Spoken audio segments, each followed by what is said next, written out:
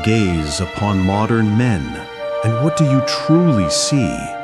A landscape marked by disillusionment, misdirected energy, and a crippling lack of authentic drive. Our civilization drifts into moral decline, pushing many men into a terrifying abyss of sexual dysregulation by their early 20s. This isn't just an observation, it's a stark truth, exposing the profound suffering beneath modern masculinity. Here, in the shadows of our collective unconscious, lie the roots of this crisis. A crisis demanding that we confront what we've buried deep within the psyche. The pervasive weakness you witness, this collective malaise, often stems from a single, grotesquely misunderstood act. Society conditions you meticulously to believe the male orgasm is a triumph, the ultimate peak. But this, my friend, is the grand deception, a psychological prison engineered to disconnect you from your innate power. The brutal truth: each male orgasm, especially those born of indiscriminate release, solitary indulgence, or uncommitted promiscuity, results in a catastrophic loss of vital life substance. This is the very essence of your being, your inherent power, drained. In the raw energetics of such acts, the male is unequivocally the loser. This truth shatters societal programming and the fleeting dopamine chase, demanding to be faced and integrated into your self-understanding. Here is where shadow work begins, unmasking the unconscious patterns that dictate your behaviors and deplete your vital masculine energy. There is another path, a rugged ascent of self-mastery and conscious energy conservation. Its most potent expression isn't perpetual celibacy, but disciplined, intentional stewardship of your vital essence. For a man navigating today's hypersexualized world, this may seem monumental. Yet it is this very climb, this deliberate resistance, where alchemy begins. In the friction against societal norms and biological urges, the inner work truly ignites. This is the realm of emotional discipline, transforming raw energy into purposeful action. Any conscious degree of restraint, however small, yields tangible benefits. Even imperfect striving becomes a significant victory, teaching formidable mastery over primal urges and helping integrate the shadow self. To understand the ascent, you must first comprehend the descent. You were not born to leak, to constantly expend. As a child, your life force, your sacred Shakti, was pure, vibrant, perfectly contained. The world was wonder, not endless craving. You possessed a natural, unforced happiness, independent of stimulation or frantic dopamine hits. Then came the inevitable fall, the first act of self-pollution, born from ignorance, curiosity, or peer pressure, delivered a profound psychic shock. The body, ancient keeper of sacred laws, registered an unmistakable violation. A seal, once unbroken, shattered. You unknowingly taught your finely tuned nervous system that this sacred, creative fluid was mere waste, expelled for fleeting friction and the illusion of release. This first act pries open a door. With each repetition, compulsive masturbation, casual promiscuity, pornography addiction, the door swings wider into the shadow. Your character weakens. Innate ambition and natural drive fade, replaced by a restless, gnawing craving, a perpetual dissatisfaction, signaling a masculine energy crisis. You begin to exist predominantly in the lower chakras, driven by instinct rather than higher purpose. From this diminished state, your world coarsens, becomes less vibrant, less alive. This is the tragic descent of Shakti, the dissipation of your inner fire, leaving a wounded man disconnected from his true self. Now, turn your gaze toward the ascent. Imagine the incredible, transformative rewards awaiting the man who halts his descent, who consciously chooses the arduous yet liberating climb back to purity and unadulterated power. When a man intentionally conserves his sexual energy, channeling it toward higher purpose, or reserving it for conscious, respectful intimacy within a committed bond, the change is elemental, foundational. He grows stronger, his physical form robust, health vibrant, vitality surging. Mental fog clears with astonishing speed. He becomes more patient, more discerning, and visibly more successful. This isn't abstract belief. It is natural law, an immutable principle governing the human condition, a testament to masculine healing born from self-awareness and inner work, pulling oneself out of the shadow. The first profound reward is the birth of Vira, as ancient yogis meticulously named it, not a concept, but a palpable, electric vitality. It is the unmistakable quality in the man who consciously retains and directs his vital essence. The Yoga Sutras declare, on becoming established in countenance, Vira is attained. This Vira is an incandescent glow, forged from conserved sexual energy, signifying exponential increase in true masculine qualities, unwavering strength, deep stamina, boundless energy, piercing clarity of mind. It is an aura, a luminous nimbus, a magnetic shine that surrounds the sexually disciplined man. And this transformation begins quickly, its effects building, compounding, revealing the true potential of male psychology when aligned with conscious purpose, a light rising from the darkness of old patterns. Vira is intimately connected to virility, a word modern men barely comprehend.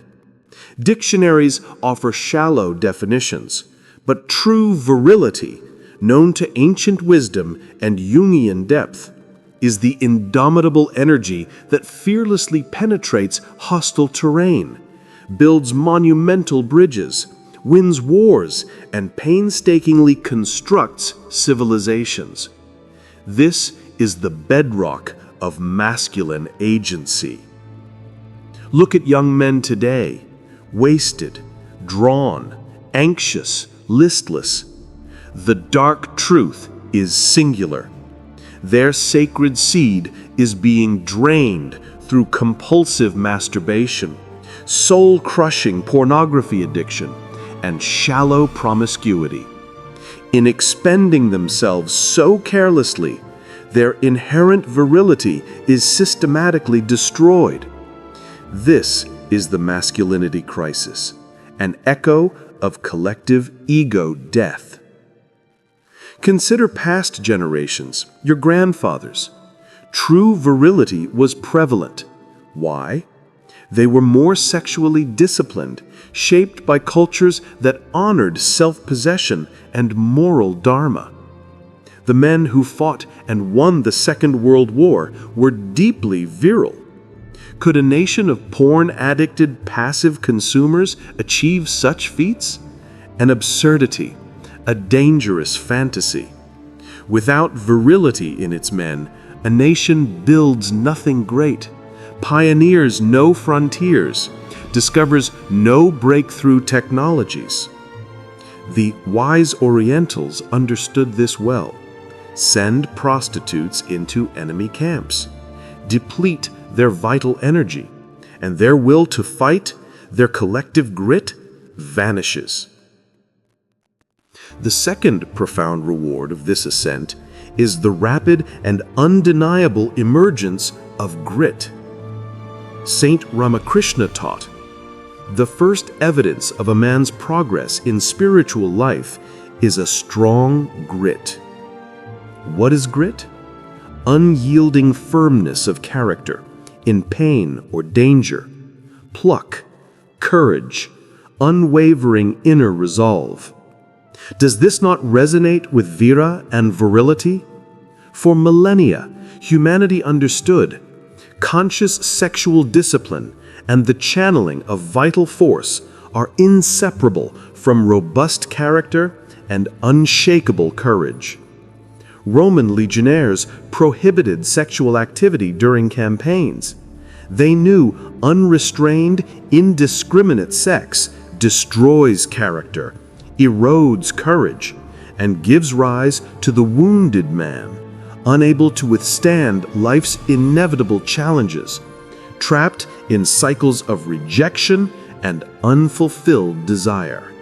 Choosing conscious sexual discipline radically transforms your perception. Your mind, once clouded by uncontrolled sexual attraction, now sees women through an entirely new lens. Before, most women appeared desirable, shrouded in mystery, or inherently good simply by virtue of feminine form.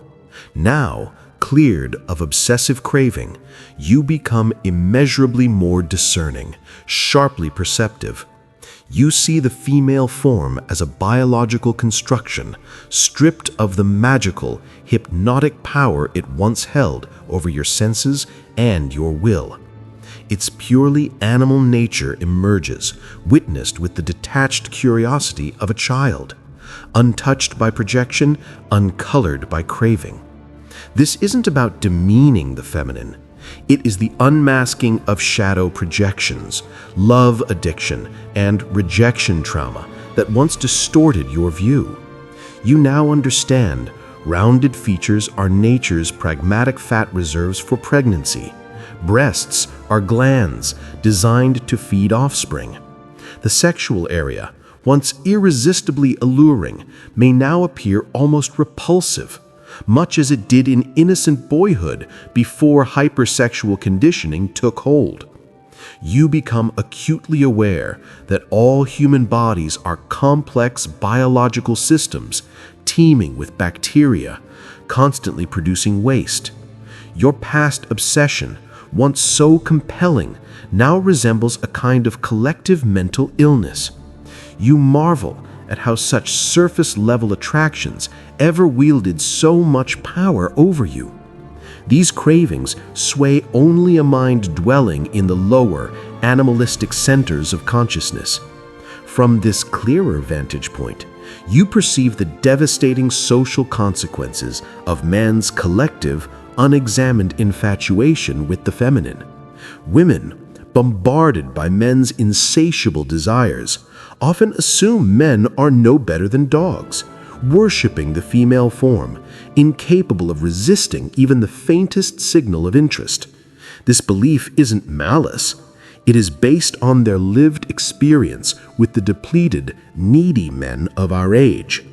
You now understand with painful clarity why women have lost genuine respect for men. And through this clarity, empathy awakens. You see how deeply unhappy this dynamic makes them as well. This is the essence of the masculinity crisis. Men's self-abandonment slowly diminishes the feminine, creating a cycle of mutual dissatisfaction. Your attraction criteria shift entirely. You're now drawn only to women embodying moral virtue, a virtue mirroring your own renewed purity. Only women of genuine spiritual integrity retain lasting attractiveness. You develop an uncanny sensitivity, almost a radar for virtue. 10 conventionally beautiful women may stand before you, and yet only the one whose inner purity shines will exert true pull on your refined perception. This purification of vision is monumental, hard-won. And as men purify collectively, it exerts a catalytic uplift on women, inspiring them to rise. When men chase indiscriminately, women have no incentive to ascend. But when men reclaim innate purity, women instinctively follow, restoring a harmonious, respectful dynamic. The present state of woman reflects what has tragically occurred in man. It calls for collective masculine healing. Your transformed perception reaches beyond women. You perceive other men with startling clarity. Shyness dissolves. Social anxiety fades. More profoundly, you develop an instinct, almost psychic, for the inner state of others, their sexual thoughts, turmoil, hidden desires. You can sense whether a man has recently wasted his vital essence or whether he is brimming with stored Shakti. It becomes unmistakable, visible in their eyes, posture, energy field. This isn't judgment, but objective perception. You see who is a solid container and who is a leaking sieve, unable to hold his own essence.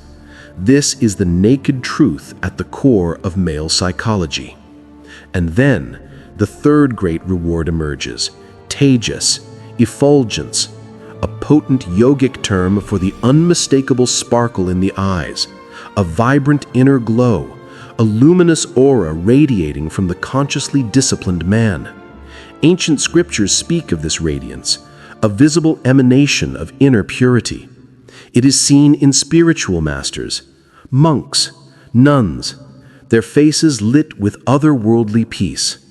It is the look of nature, at its most vital, most undiluted, seen most clearly in innocent children before their life force is squandered. This is Tejas, the light that pierces the shadow, revealing the healed, resurrected masculine energy. With Tejas's visible radiance comes a stable, unshakable temperament. Few external stimuli truly irritate you.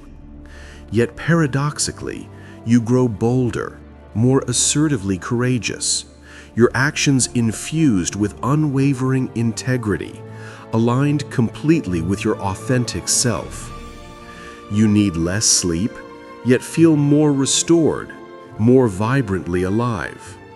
Long-standing ailments, the subtle chronic burdens you carried for years, may lessen or even vanish.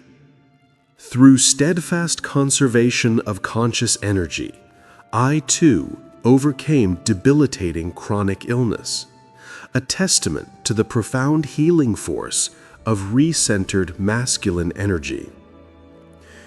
Ignore the glossy magazines and the so-called scientists celebrating frequent, indiscriminate sex. They print what sells, validating addictions to preserve comfort. A sex-loving editor will always find a sex-addicted scientist eager to craft theories flattering the status quo. Look around any public space. See the wasted, anxious young men. Do they look vibrant? Do they radiate life? They resemble withered waifs, prematurely aged. The undeniable truth: conserve your sacred energy, and the eyes gleam with life. Wasted carelessly, and the eyes grow dull, sunken, lifeless. This is the visible mark of the wounded man, ignoring the deep truths of his biology, chasing the ego's fleeting cravings. Even your voice transforms. Moral and spiritual development changes its quality, resonance, and weight. Ancient scripture teaches, a clear sign of spiritual progress is a more pleasant, attractive, resonant voice. With deep meditation and unwavering discipline, the voice becomes richer, fuller, carrying an inherent melody, a subtle smile woven into its timbre. Higher consciousness vibrates through it, making the voice a conduit for truth, a balm for tired souls. When a true yogi speaks, it sounds like a calming song. People lean in, instinctively nourished, as if hearing the echo of home, a purity they forgot, a peace they've longed for. Yet such voices are rare. Why? Because those who possess them speak the least. Their Shakti-filled words are precious, never wasted. Renouncing idle speech and rejecting fame are great virtues of the path. As Lao Tzu taught, he who knows doesn't speak. He who speaks doesn't know. The true master conserves energy, choosing silence over noise, depth over spectacle. This is masculine healing in its purest form, steering the inner world instead of begging for outer validation. As you progress, the battle for purity expands beyond the physical. You begin purifying the astral body and the astral mind, the subtle blueprints underlying your existence. Your physical form is only one layer. You possess a luminous body of light, memory, and energetic architecture. Every act of unexamined indulgence, every careless expenditure of life force leaves subtle stains, grooves of habit, karmic imprints etched deep into that astral field. This is why the inner war continues in sleep, why purification extends into dreams. Regaining control over wet dreams, those profound astral discharges, marks a deeper mastery, a sign that purification has reached the root of your consciousness. It is the cleansing of the deepest recesses, the integration of the shadow, the quiet unfolding of a true ego death, and profound self-awareness. The universe rewards unwavering discipline and conscious conservation of energy with a paradox. He who renounces indiscriminate desire ultimately attracts everything essential. Swami Vivekananda revealed this immutable law. Quote, "When you renounce nature, she takes an interest in you. Renounce her more, she begins to chase you.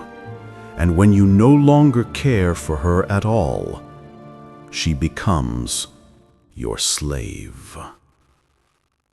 This profound metaphysical truth, a secret law of attraction, is often overlooked. Devoted to the Creator, all creation paradoxically serves your highest purpose. This is the test of true faith, true detachment, true spiritual sovereignty. It is why institutions founded on renunciation, like the ancient Catholic Church, rose to immense power. It is why true devotees, Saints who seek nothing for themselves find that everything necessary is given to them, and more. Lord Krishna promises in the Gita, quote, "He who meditates on me, I remove his deficiencies and make permanent his gains." Christ echoes the same law.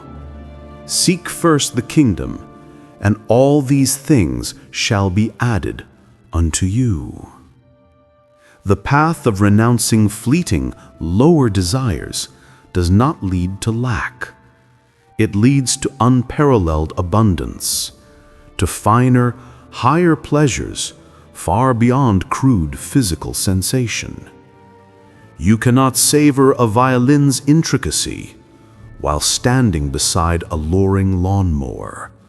The coarse drowns out the subtle. This is emotional discipline, recovery from love addiction, healing the wounds of rejection, and reclaiming the sovereign self. We consciously forego the crude, fleeting pleasure of indiscriminate sex, a pleasure that meant nothing to us as children. In this renunciation, we gain a satisfaction so immense, so deeply fulfilling, so timeless, that words fail. And then, the subtle esoteric unfoldings begin. You may feel a distinct buzzing, a vibration in various parts of the body, even the sexual organ. This is non-sexual, purely mechanical, divine energy, Kundalini Shakti, burning away layers of karma, dissolving old shadows, purifying the masculine root. As you progress, your thoughts gain weight, potency, gravity. Your spoken words acquire authority, a resonance that alters the atmosphere. People near you begin to aligning to your vibration, unconsciously rising with you. The disciplined man, through conserved energy and purified being, develops a magnetic influence, a force of thought and will born purely of inner cleanliness. Your physical form shifts, not only in this lifetime, but across successive incarnations. Men who squander vital essence promiscuously often develop larger sexual organs over lifetimes, while their heads contract, their eyes dim. The old folk belief that masturbation causes blindness sprang from this esoteric truth. Wasting Shakti dulls the eyes, draining their radiance.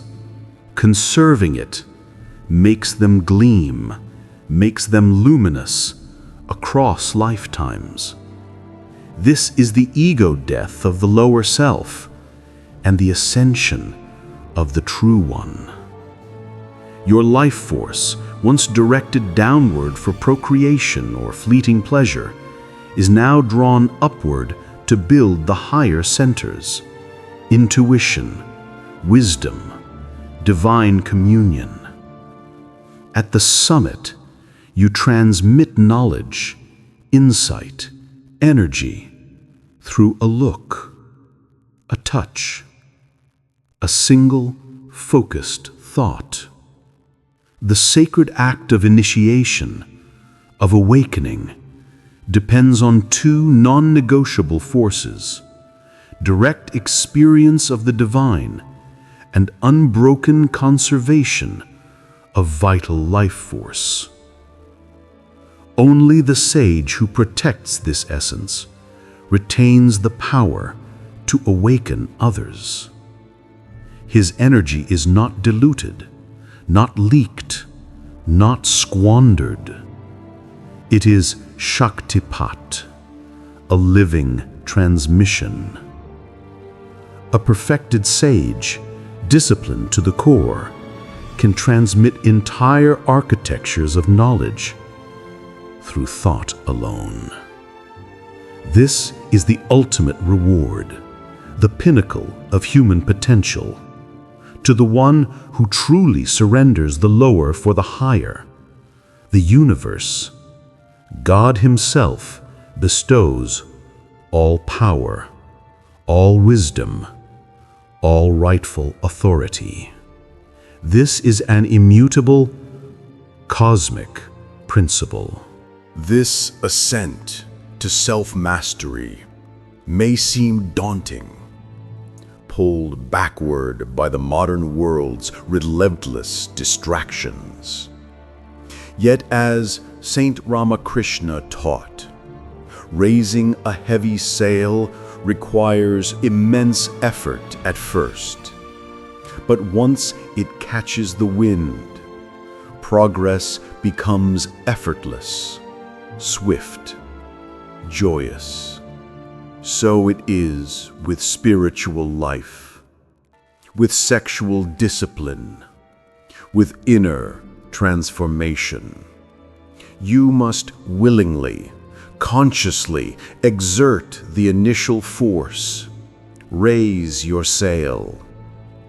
Once aligned with the natural laws of purity and energy, the divine breeze, the universal life force, will carry you effortlessly toward your highest destiny. The choice stands before you, naked, stripped of illusion. Remain on the path of the herd, the depleted man, ever fed, never satisfied. A cycle of craving, dopamine, emptiness. A life lived in the shadow. Or choose the path of the spiritual warrior, the self-possessed man. A path of radiant power, undeniable presence, and unshakable grit. This is never fed, ever satisfied, not from external indulgence, but from an internal wellspring of peace, boundless, self-generated.